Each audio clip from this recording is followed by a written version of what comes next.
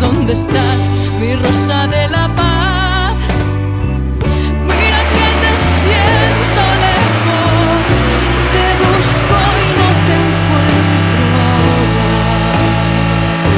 Mi rosa de la paz, mi rosa de la paz.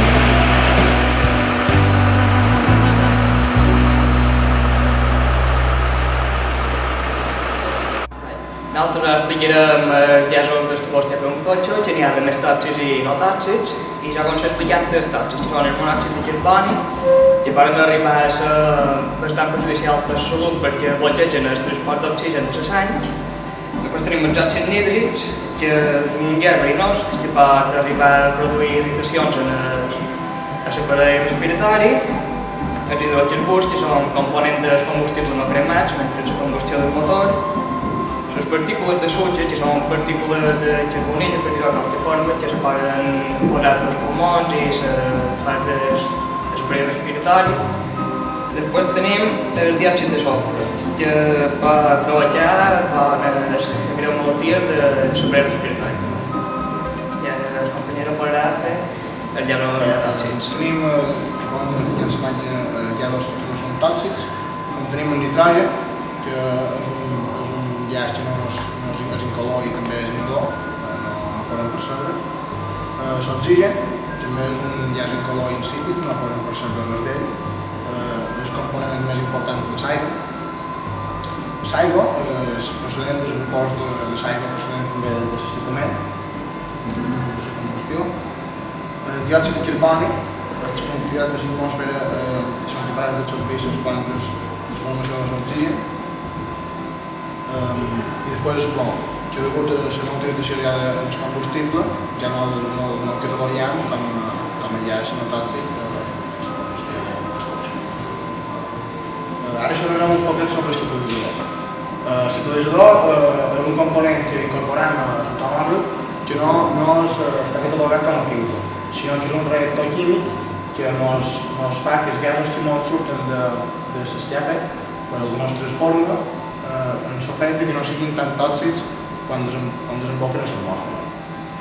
Tenim que ens surten de l'escape que ens donen d'entrada monòxid de carboni, hidrocarburs i diòxid de carboni. El catalitzador, mitjançant el seu material preciós que conté a dins, fa una sèrie de reaccions químiques i els nostres formen diòxid de carboni, vapor d'aigua i nitrogen. A dins, el mateix, la introducció del gas escape de dins, ens fa una transformació que està catalogada en dues parts, que és la reducció i l'oxidació. La reducció està composta per la manca d'oxigen. En aquest procés se lleva oxigen i se denomina reducció. L'oxidació és que afegim oxigen en el procés i se no es transforma d'una altra manera que no resulta tan contaminant.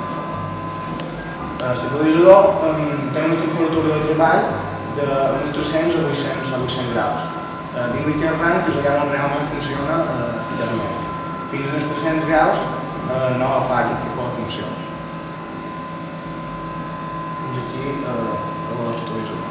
Ara passarem a explicar un poquet el funcionament de la màquina per mirar llaços dels tubols xape i se basa en un sensor, el sensor que col·locem en els tubols xape que ens indica els quatre valors de quatre llaços, que són l'òxid de carboni, el diòxid de carboni, l'oxigen i els hidrocarburs. Aquests llaços tenen un valor específic per cada model de motor i cotxe, depèn de si és dièsel, benzina, conté utilitzador o no, etc. I si qualcun d'aquests valors fos a massa baix o a massa alt dels predeterminats segons l'euro o segons el fabricant del cotxe, hauríem de mirar de solucionar-lo d'altra forma. Fotré una trepitjada forta. Sí.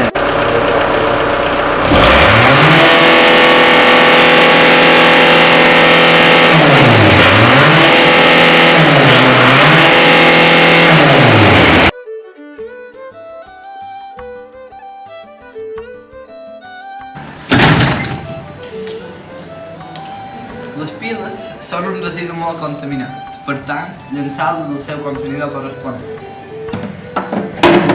l'entrada de l'institut no tenim molt. Caminava, anava en bicicleta, usava el transport públic. Vos agrairà la vostra salut i la naturalesa. L'aigua és un recurs escàs, no natural. Recicleu el paper. Aquí tenim les tones que contaminen molt, però això els hem de reciclar. Jo els ordinadors després de feina. No tirar papers al terra i mantenir la ciutat neta. Manteniu la calefacció entre 19 i 21 graus. I tanqueu les portes i les finestres.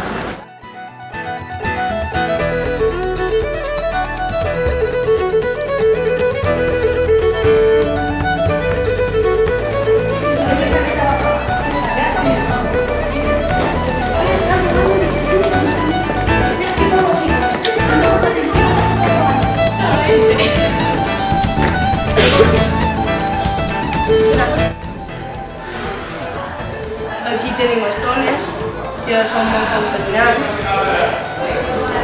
Però l'avi... Caminava, anava en bicicleta, usava el transport públic. El medi ambient està malalt. Demano si ho podeu ajudar. L'aigua és un recurs escàs.